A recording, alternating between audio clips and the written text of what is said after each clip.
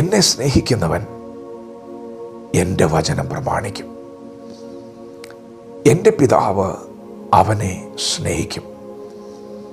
ഞങ്ങൾ അവൻ്റെ അടുക്കൽ വന്ന അവനോട് കൂടെ വാസം ചെയ്യും.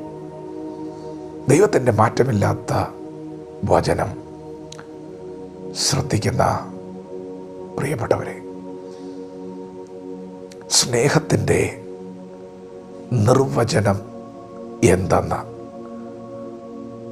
നമ്മെ പഠിപ്പിക്കുന്ന പുസ്തകമാണ് വിശുദ്ധ വേദപുസ്തകം.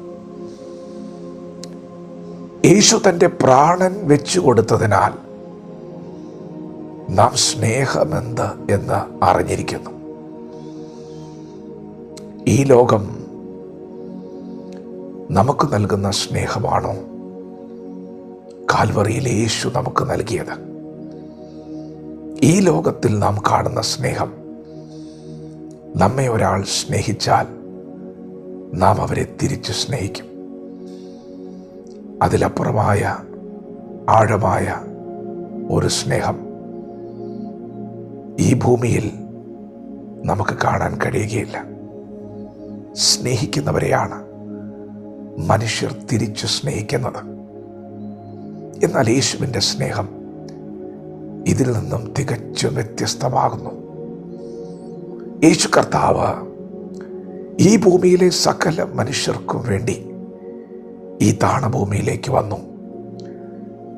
നാം മരിക്കേണ്ടതിന് പകരമായി നമുക്ക് വേണ്ടി അവൻ ക്രൂശിൽ മരിച്ചു. പ്രിയപ്പെട്ടവരെ, യേശു നമ്മെ എങ്ങനെയാണ് സ്നേഹിച്ചത്? തിരുവചനം പറയുന്നു, നാം പാപികളായിരുന്നപ്പോൾ അവൻ നമുക്ക് വേണ്ടി മരിക്കയാൽ ദൈവത്തിൻ്റെ സ്നേഹത്തെ പ്രദർശിപ്പിച്ചിരിക്കുന്നു. നാം ശത്രുക്കളായിരുന്നപ്പോൾ, ദോഷികളായിരുന്നപ്പോൾ ദൈവം നമ്മെ സ്നേഹിച്ചു. ഈ ഭൂമിയിൽ അങ്ങനെ ഒന്ന് നമുക്ക് കാണാൻ സാധിക്കുന്നുണ്ടോ? പാപിയെ ആരാണ് ഇവിടെ സ്നേഹിക്കുന്നത്? ആരുടെയെങ്കിലും ജീവിതത്തിൽ ഒരു കുറ്റം കണ്ടാൽ അവനെ വിധിക്കുന്ന ഒരു പ്രവണതയാണ് നമ്മുടെ ലോകത്തിൽ നാം കാണുന്നത്. എന്നാൽ യേശുവിൻ്റെ സ്നേഹം നമ്മുടെ പാപം ചുമന്ന് ആ തെറ്റ് ചെയ്തത് അവനല്ല, അത് ഞാനാണെന്ന് പറഞ്ഞ് നമ്മുടെ കുറ്റം സ്വയം ഏറ്റെടുത്ത സ്നേഹമാണ് കാൽവറിയിലെ സ്നേഹം. പ്രിയപ്പെട്ടവരെ, യേശു നമ്മെ അത്രമാത്രം സ്നേഹിച്ചു.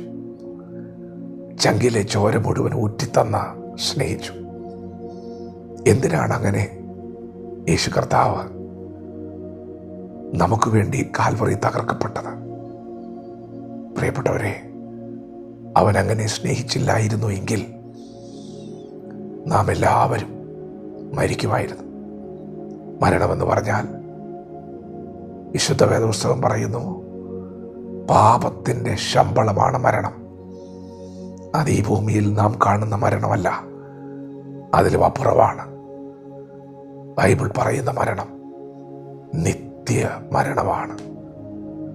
ശരീരത്തിൽ നിന്നുള്ള വേർപാടിനേക്കാൾ ആത്മാവിൽ ഒരു നിത്യ നാശം, നരകം, മരണം. അതാണ് വിശുദ്ധ വേദപുസ്തകം വെളിപ്പെടുത്തുന്ന മരണം. അങ്ങനെ ഒരു മരണം നമുക്കാർക്കും സംഭവിക്കാതിരിക്കുവാൻ യേശു കർത്താവ് നമുക്ക് വേണ്ടി മരിച്ചു. എന്തൊരു സ്നേഹമിത്! പ്രിയപ്പെട്ടവരെ, ഈ സ്നേഹത്തിന് നാം എന്ത് പകരം കൊടുക്കും? സ്നേഹത്തിന് പകരം സ്നേഹം തന്നെയാണ്. സ്നേഹത്തിന് പകരമായി സ്നേഹം തന്നെ കൊടുക്കണം. യേശു പറഞ്ഞു, എന്നെ സ്നേഹിക്കുന്നവൻ എൻ്റെ വചനം പ്രമാണിക്കും. ദൈവവചനം പ്രമാണിക്കുന്നതിനേക്കാളും വലിയ സ്നേഹമുണ്ടോ? ഇല്ല. വചനം പ്രമാണിക്കുന്നത് തന്നെയാണ് സ്നേഹം. അതാണ് ദൈവം ആഗ്രഹിക്കുന്ന സ്നേഹം. അതാണ് ദൈവത്തിൻ്റെ വചനം, മാറ്റമില്ലാത്ത വചനം. നിങ്ങൾക്ക് അവനോട് സ്നേഹമുണ്ടെങ്കിൽ നിങ്ങൾ അവൻ്റെ വചനം പ്രമാണിക്കും. യേശു പറഞ്ഞു, എന്നെ സ്നേഹിക്കാത്തവൻ എൻ്റെ വചനം പ്രമാണിക്കുകയില്ല. നിങ്ങൾക്ക് യേശുവിനോട് സ്നേഹമുണ്ടോ? ആ സ്നേഹം അത് പ്രകടിപ്പിക്കേണ്ടതാണ്.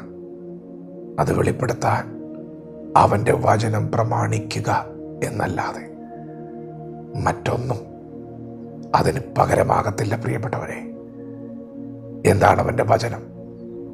അവൻ നമ്മോട് ആജ്ഞാപിച്ചിരിക്കുന്ന അവൻ്റെ കൽപ്പനകൾ, ഉപദേശങ്ങൾ, ആജ്ഞകൾ, അവൻ്റെ ഇഷ്ടങ്ങൾ, അവൻ്റെ താല്പര്യങ്ങൾ, ഇതെല്ലാം നമ്മോടുള്ള ദൈവത്തിൻ്റെ ആലോചനയാണ്. നിങ്ങൾ തിരുവെഴുത്ത് തുറന്ന് വായിക്കണം. യേശു നിങ്ങളോട് ആവശ്യപ്പെടുന്നത് നിങ്ങൾ ചെയ്യുമ്പോൾ നിങ്ങൾ അവനെ സ്നേഹിക്കുകയാണ്. ദൈവവചനത്തോട് പ്രതികരിക്കാം. നമ്മെ ഓരോരുത്തരെയും ദൈവം ഈ പകൽ അനുഗ്രഹിക്കുമാറാകട്ടെ. ആമേൻ.